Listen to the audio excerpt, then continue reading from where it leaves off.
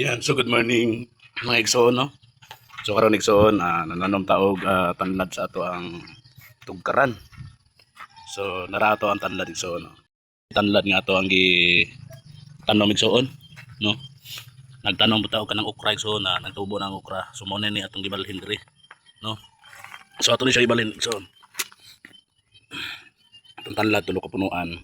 Yan, so na diri sa lumin na embargo igsoon.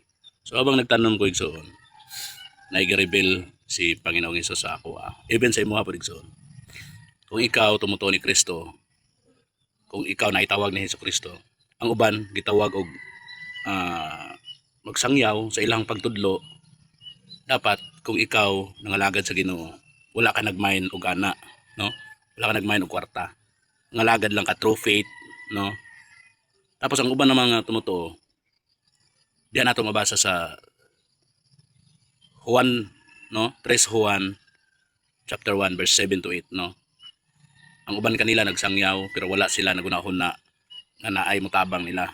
Pero ang uban pod naay kusang loob nga ning tabang bitaw sila higsoon. Ang uban nga ning salig ni Kristo.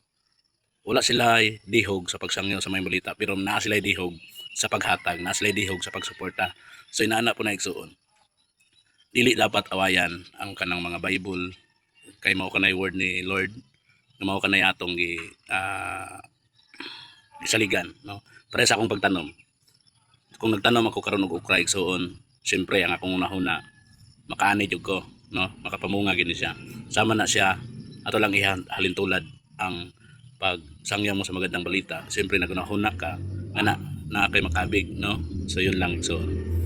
Kung gusto ka nakidihog nga musangyaw, sangyaw. Kung nakidihog sa pagsuporta, support lang po ka. So yun lang, and God bless to you.